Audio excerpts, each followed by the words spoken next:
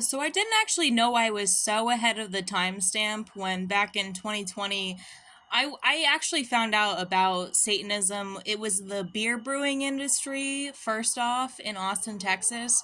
And I just knew that I couldn't actually physically go in and rescue these people myself.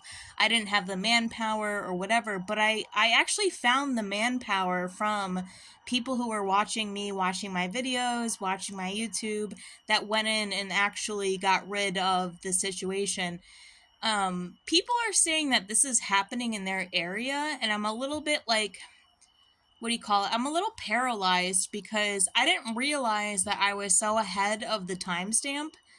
And I didn't realize that, like, all these other areas are still doing this and that it's still so dark and decrepit and you know about it. But what you can do is you can stand outside of any business or organization that you know are involved in satanic ritual abuse or human trafficking.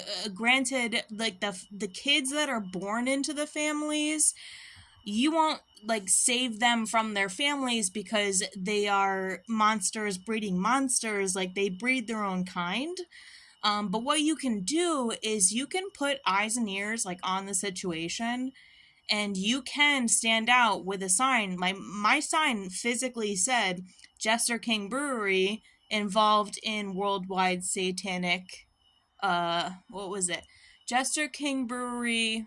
I mean, I didn't do it just one time because the one time I did it, it was like God opened up all these other avenues, and I was able to go after Brownsville, Texas, an elementary school, other places, Voodoo Donuts, downtown Austin. It was like it kind of kept going.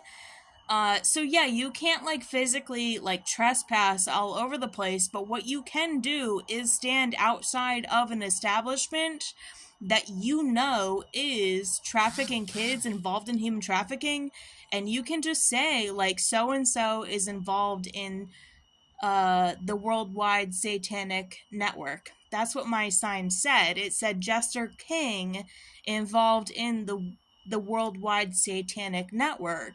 And then all these people stopped to talk to me. They wanted to move out of the area. They wanted to know more. I made a lot of friends. It was really great. I didn't know I was so ahead of the timestamp. I didn't know that this area was so ahead of the timestamp. Um, and it's been kind of like dominoes falling ever since. I think that's why they're now saying that these underground rails, oh, we're building underground rails. Nope, they were always there. They just took authority over them. And then I have friends that live in other areas, and you're like, why is your area so dark? Like, why are the people around you so dark? I'm just like naive to this because I'm like, I did this like 7 years ago, and I'm like, why is your area still so dark? I thought that like this would have a ripple effect that would affect the whole world, and it did in a sense. But at the same time, like there are people who know that these people are decrepit and disgusting, and they're still doing it, and they feel like they can't do anything about it, but you can. All I did was stand on public property with a sign.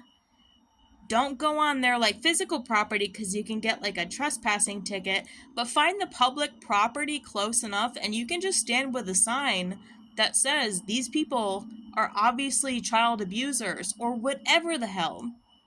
And you can do this. This is all you can do because you can't physically obviously go in there with guns and ammo. That's violent. It's not violent to just like tell the public who exactly they're dealing with. That's all I ever did. And it seems like a past life to me, but I didn't realize that a majority of the United States have had none of this kind of, what do you call it, like come to Jesus moment, any of this kind of like, I don't know, retribution moment, but you can do that. You can certainly do that, and you will make so many friends along the way.